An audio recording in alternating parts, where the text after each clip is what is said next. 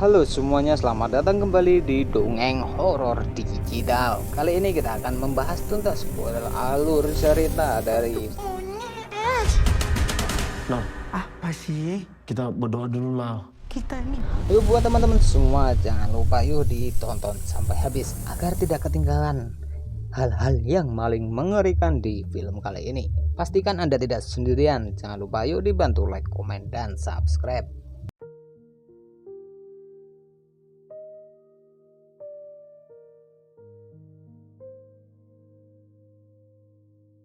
Oke teman-teman semua, balik lagi bersama Rim Production. Kali ini kita akan membahas sebuah alur cerita film horor Tiba-tiba Setan.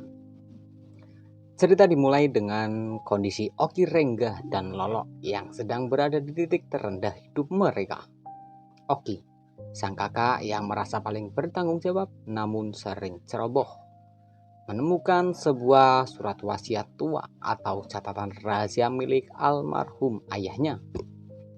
Catatan tersebut, sang ayah memberikan petunjuk samar tentang sebuah simpanan masa depan yang disembunyikan di sebuah hotel tua di luar kota. Bagi mereka yang sedang terlilit hutang dan masalah hidup, kata simpanan langsung diterjemahkan sebagai emas atau tumpukan uang tunai. Dengan modal nekat dan mobil tua yang sering mogok, keduanya diberangkatkan menuju lokasi tersebut, membawa harapan besar untuk menjadi kaya mendadak. Setelah tiba di hotel tua yang terbengkelai, lokasi yang dituju ternyata adalah sebuah bangunan hotel kolonial yang sudah puluhan tahun tidak beroperasi. Dikelilingi ilalang tinggi dan aura yang mencekam, hotel ini tampak seperti tempat terakhir di dunia yang ingin dikunjungi orang normal.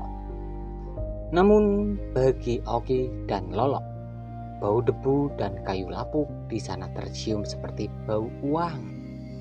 Pencarian dimulai dengan metode yang sangat tidak ilmiah. Mereka menggunakan petunjuk-petunjuk absurd dari catatan-catatan sang ayah, seperti cari di mana matahari tidak pernah menyentuh lantai, atau di bawah kaki sang penjaga waktu.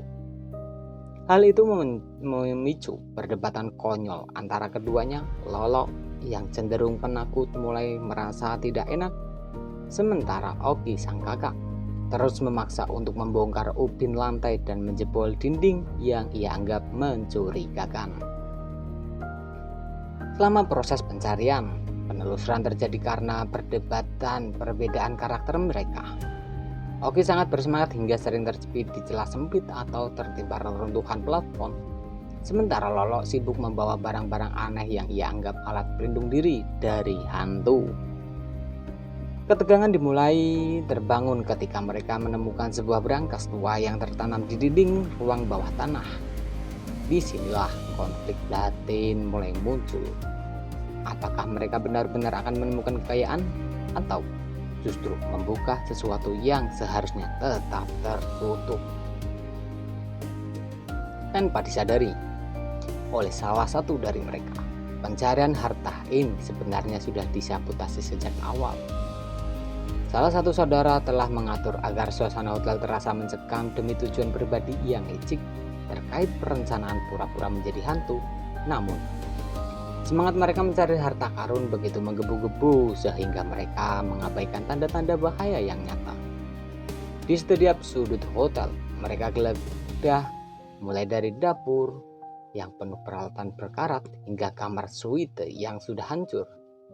Momentum pencarian harta karun ini menjadi fondasi kuat yang membawa mereka masuk lebih dalam ke jebakan horor yang sebenarnya, di mana mereka baru menyadari bahwa harta yang mereka cari mungkin tidak sebanding dengan nyawa yang mereka pertaruhkan.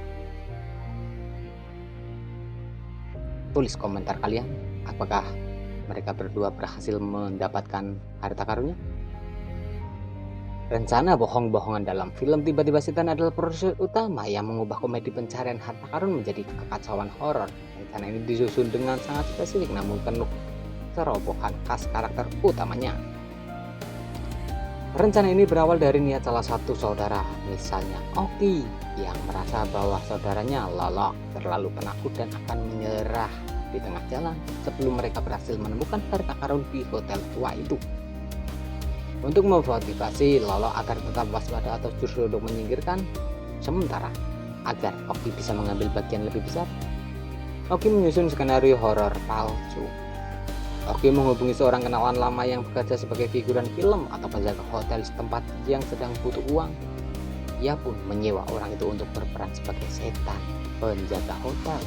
Tujuannya adalah sederhana, menakuti Lolo agar tidak tetap berada di area tertentu atau melakukan tindak-tindakan konyol yang sudah diatur oleh Oki. Mulailah persiapan properti horor yang murahan. Karena keterbatasan dana, peralatan yang digunakan untuk menakuti sangat jauh dari kata profesional. Oki mulai menyiapkan tali pancing transparan digunakan untuk menyerang dan pintu, lemari, atau menjatuhkan panci di dapur hotel agar terdengar seperti suara poltergeist. Walker talkie murah disembunyikan di balik tembok atau di dalam bantal tua untuk mengeluarkan suara rintihan atau tawa cekikikan yang parau. Lalu ada tepung terigu dan kain putih. Kostum utama si hantu sewaan terlihat sangat tidak meyakinkan jika dilihat dari dekat, namun cukup menyeramkan dalam keadaan gelap yang remang-remang. Hantu yang terjadwal.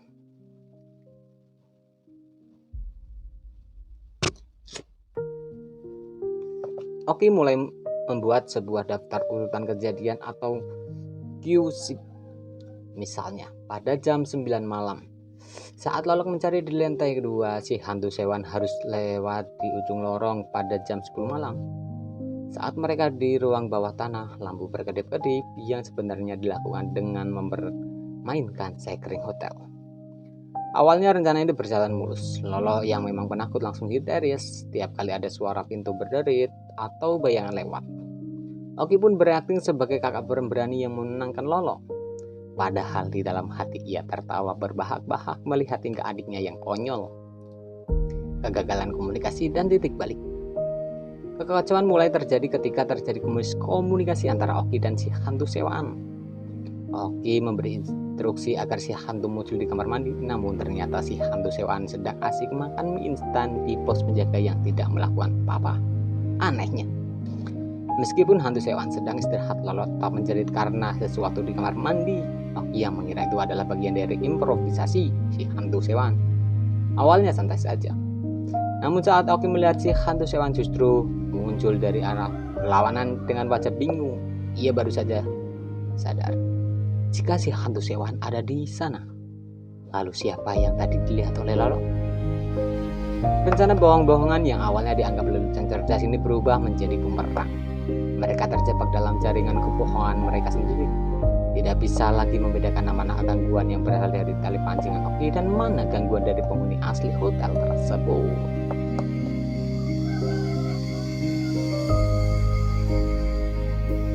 Teror nyata dimulai ketika Oki merasa bangga dengan rencana bohong-bohongannya. Saat itu, ia melihat sosok hantu berbaju putih lusuh berdiri di ujung lorong gelap. Sambil tertawa kecil, Oki berbisik pada Lolo, "Lihat itu, aktingnya bagus kan?" Namun tawa Oki terhenti seketika saat ponselnya bergetar. Sebuah pesan masuk dari si hantu sewaan. "Bos, sorry, saya baru sampai di gerbang depan hotel. Tadi ban motor saya bocor. Saya baru mau masuk ya." Darah Oki seakan beku. Jika orang sewaan baru sampai di gerbang, lalu siapa atau apa yang berdiri di ujung lorong tadi? Sosok itu perlahan menoleh memperlihatkan wajah yang bukan sekedar riasan tepung, melainkan kulit yang membusuk secara alami. Hotel yang awalnya hanya terasa sepi dan tua berdebu tiba-tiba menjadi labirin yang menyesatkan. Oki dan Lolo mencoba lari keluar melalui pintu darurat yang tadi mereka lewati, namun pintu tersebut kini hanya menembus ke tembok beton padat. Jendela-jendela yang sebelumnya memperlihatkan cahaya bulan kini tertutup oleh kegelapan pekat yang seolah-olah menekan cahaya senter mereka. Suara-suara yang tadinya dianggap berasal dari walkie-talkie rahasia Oki ini terdengar langsung di telinga mereka. Suara bisikan dalam bahasa kuno yang membuat bulu kutub merinding. Lolo yang tadinya hanya berpura-pura takut demi drama kakaknya kini benar-benar mengalami serangan panik yang melihat bayangan dirinya di cermin mengikuti gerakan sendiri. Teror ini bukan sekedar menamakan melainkan manifestasi dari sejarah kelam hotel tersebut. Satu persatu, penghuni asli muncul, menampakkan diri bukan lagi hantu dengan kain putih murahan, melainkan wajah sosok-sosok tragis. Seorang pelayan yang wajahnya melabuh karena ledakan dapur, hingga tamu-tamu hotel yang hilang puluhan tahun. Puncak dari kengerian ini terjadi di ruang brankas yang mereka incar. Saat mereka berhasil membukanya dengan susah payah, isinya bukan emas atau uang, melainkan tumpukan foto-foto lama yang menunjukkan ayah mereka bersama para penghuni hotel tersebut di masa lalu. Ternyata harta karun yang dimaksud ayahnya bukan kekayaan materi, melainkan sebuah rahasia yang terkunci akan tidak pernah lepas. Meskipun suasana mencekam, berkomedi tetap muncul dari reaksi semoga mereka yang atur di tengah kejaran sosok ini bisa mengemas Allah masih sempat kepada Oki tentang betapa pelitnya memiliki hantu yang justru berhasil yang aneh. Oki yang masih mencoba menyosok hantu anti tersebut dengan uang sisa pembayaran yang bisa dan rapi. Mereka baru menyadari bahwa satu-satunya jalan untuk keluar hidup adalah dengan perusahaan yang dilakukan ayah mereka di Malaysia. Teror yang tadi memaksakan kedua saudara yang egois itu benar-benar bekerja sama, membuang semua kebohongan dan menghadapi ketakutan terbesar mereka sebelum fajar tiba. Oke, penutup untuk film ini. Setelah melewati malam yang penuh horor, Oki dan Lolo akhirnya sampai di inti dari rahasia hotel tersebut. Di dalam berangkas tua yang mereka paksa buka, mereka tidak menemukan batangan emas ataupun uang tunai seperti yang mereka inginkan. Sebaliknya, mereka menemukan sebuah sertifikat pemilikan tanah yang atas nama mereka berdua, namun dengan satu syarat mutlak. Hotel tersebut tidak boleh dijual, melainkan harus dikelola kembali. Bersamaan dengan sertifikat itu, terdapat sebuah rekaman suara lama yang mendiang ayahnya. Dalam rekaman tersebut, sang ayah menjelaskan bahwa harta yang sesungguhnya bukanlah bangunan atau tanahnya, melainkan kesempatan bagi kedua putranya untuk menghenti pemalas, mulai bekerja keras sama sebagai keluarga. Ayah mereka tahu bahwa situasi ekstrim seperti dijebak di Hotel Angger yang bisa menyatukan ego Oki dan yang licik dan Oki yang penakut, Lolo yang penakut. Fajar mulai menyisir lorong hotel yang tadinya gelap gulita. Sosok mengerikan yang mengejar mereka perlahan menghilang bersama kabut pagi. Oki dan Lolo duduk di lobi mereka, hancur berantakan. Kelelahan namun merasa lega, meskipun tidak menjadi kaya mendadak dalam bentuk uang tunai. Mereka menyadari bahwa mereka baru saja selamat dari maut karena kerjasama tim yang tidak pernah mereka lakukan sebelumnya. Film ini berakhir dengan adegan komedi di mana si hantu sewaan akhirnya muncul dengan motor yang butut, menagih sisa pembayaran aktingnya. Oki yang masih trauma masih memukulnya dengan linggis sebelum akhirnya mereka bertiga tertawa gelintir melihat kekacauan yang terjadi. Adegan penutup memperlihatkan papan nama hotel yang tadinya miring ditegakkan kembali oleh Oki dan Lolo, menandakan babak baru kehidupan mereka sebagai pengelola hotel. Oke, terima kasih buat teman-teman semua yang sudah mengikuti alur cerita Tiba-Tiba Setan. Buat teman-teman semua yang punya cerita atau request cerita, jangan lupa tulis di kolom komentar. Siapa tahu cerita Anda kami sajikan untuk episode berikutnya. Buat teman-teman semua yang suka dengan baju ini, langsung saja cek di toko.